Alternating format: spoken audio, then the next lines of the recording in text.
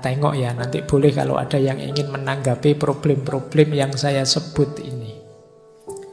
Yang pertama, situasi belief, kepercayaan, religiositas, dan lain sebagainya mulai banyak di kalangan kita perilaku-perilaku eksklusif.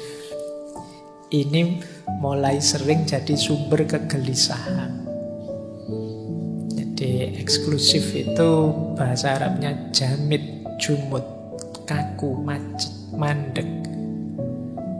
Jadi ada artikel yang kemarin saya baca yang bilang bahwa Indonesia itu sekarang growing intolerance. Mulai tumbuh, mulai besar perilaku-perilaku intoleran. Ini bagian dari kegelisahan.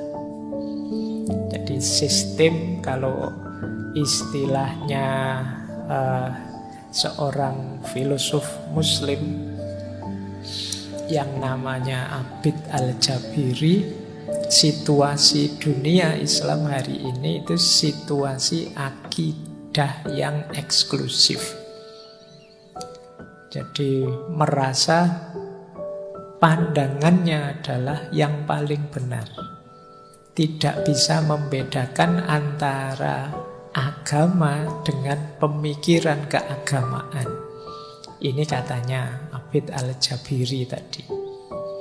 Jadi orang sulit membedakan ini Al-Quran. Kalau Al-Quran pasti benar. Kalau ini pemahamanku terhadap Al-Quran bisa saja keliru. Wong aku manusia. Nah, orang susah membedakan ini. Seolah-olah pemahamanku terhadap Al-Quran itu levelnya sama kayak Qurannya. Tidak boleh disalahkan. Nah, ini mengundang kegelisahan-kegelisahan. Wong ulama zaman dulu saja itu kalau sudah mengeluarkan pikiran-pikiran luar biasa selalu mengakhirinya dengan wallahu a'lam bissawab. Allah lah yang tahu yang paling benar yang mana. Kalau aku manusia hanya berusaha mencapai pengetahuan, mencapai kebenaran itu. Aku bisa salah. Kalau Al-Quran pasti benar. Pemahamanku terhadap Al-Quran juga bisa keliru. Kesadaran ini sulit dimiliki hari ini ya. Orang mungkin karena pengaruh medsos dan lain-lain, nanti kita lihat, membuat terus situasinya jadi jamid tadi, kaku.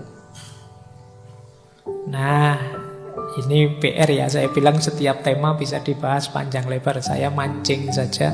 Silahkan nanti kalian renungi situasi ini. Yang kedua, kalau tadi sistem kepercayaannya, sistem sosial kita. Sistem sosial kita hari ini modelnya masih model Qabilah. Qabilah itu sistem sosial yang fanatik. Ya kalau zaman dulu Qabilah itu suku ini, suku itu. Kalau sekarang ya mungkin aliran ini, aliran itu, partai ini, partai itu, mazhab ini, mazhab itu. Jadi sistem sosial yang fanatik. Jadi kalau bahasa Arabnya ya asobiyah. Ini jadi akar kegelisahan moral juga hari ini. Kalau orang sudah fanatik itu right or wrong ya karena aliranku ya harus aku bela. Karena kelompokku harus benar terus. Nah ini perlu juga jadi bahan renungan kita ya. Ada kegelisahan semacam ini hari ini. Apa dulu ndak ada Pak? Dulu ya ada. Sekarang lebih kelihatan karena media sosial. Yang ketiga, sistem budaya. Sistem budaya kita masih polanya inferiority. Kita ini masih sering rendah diri. Sehingga akhirnya modelnya di situ tak tulis taklid. Jadi taklid itu ya ikut saja pokoknya. Ikut idola-idola. Semoga di sini tidak ada yang mengidolakan ngaji filsafat. Karena diidolakan itu diberhalakan. Jadi yo ini ngaji bagus tapi tidak selalu isinya mesti baik, mesti benar. Mungkin benar tapi tidak selalu relevan sesuai untuk hidupmu dan seterusnya. Jadi kalian harus kritis. Jadi jangan bikin kobilah sendiri. Kita sudah terlalu banyak kobilah. Ayo yang cair. Nah, jadi sistem budayanya kita hanya niru taklid. Untuk budaya sendiri kita agak inferior. Boleh dicek dalam banyak hal. Tren kah? Tradisi kah? Acara, kegiatan kah? Itu biasanya kita kiblatnya kemana-mana. Film saja sama-sama film laga gitu ya tetap milih yang luar kita. Yang film kita anggap level film apa Indonesia apa? Enggak. Yang luar. Kita masih inferior. Jangankan yang budaya, mau kita ketemu orang luar saja kadang-kadang kan rasanya beda. Sudah mahasiswa S2, S3 ketemu turis saja ngajak ngomong saja grogi, khawatir diajak ngomong bahasa Inggris. Merasa Inggrisnya tidak bagus. Kalah berani sama guide-guide itu kadang nekat, pedagang-pedagang itu juga lebih berani dari kalian kadang ngomongnya. Masih ada inferiority secara budaya. Jadi membaca saudara-saudara teman kita itu agak mudah karena tinggal dicari ini orang ini idolanya siapa sih, patronnya siapa, tidak jauh-jauh dari situ. Nah ini kegelisahan tersendiri. Yang keempat, sistem politik kita imbas dari kobilah, imbas dari eksklusivitas tadi, imbas dari inferioritas tadi. Sistem politik kita banyak berpola egoistik. Anania ini melanjutkan yang sistem fanatik tadi. Kepentinganku nomor satu. Meskipun kadang-kadang pakai istilah mengatasnamakan kepentingan orang banyak, kepentingan rakyat, kepentingan. Tapi sebenarnya kelihatan sekali masih egoistik, anania. Jadi hanya mengejar kesuksesanku, keberhasilanku. Ku ini bisa kecil, bisa besar. Besar itu berarti satu kelompok, organisasiku. Nah ini kegelisahan selanjutnya. Nanti silahkan kalau ada yang ingin menanggapi ya. Mungkin ada masukan-masukan. Sengaja temanya tidak saya bahas detail. Mungkin nanti ada yang menanggapi. Kemudian ada sistem ekonomi. Sistem ekonomi kita, kehidupan ekonomi masih konsumtif. Kata tadi filosof Abid Al-Jabiri, sistem jenisnya ghanimah. Dapat sesuatu dihabiskan untuk kebutuhan. Ini sistem konsumtif. Jadi inginnya mengkonsumsi, bukan memproduksi. Saya yakin teman-teman ini sebagian besar cita-citanya Pak nanti saya kerja mapan terus bisa punya rumah, punya mobil, kemudian beli HP yang speknya tinggi dan laptop yang speknya tinggi, beli dan mengkonsumsi. Mental kita masih mental konsumen. Ini PR juga. Jadi ada enggak di sini yang bercita-cita produksi? Pak, saya ingin gimana nanti sukses bikin HP sendiri, kemudian kalau ada yang begitu bagus. Tapi kita ini konsumen.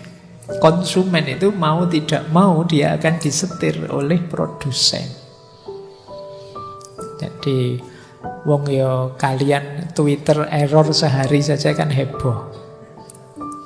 Kalian tidak mikir kapan ya kita bisa program bikin sendiri selevel Twitter versi kita. Enggak. Kita ini konsumen. Jadi diblokir sehari atau error sehari kita pontang-panting sudah.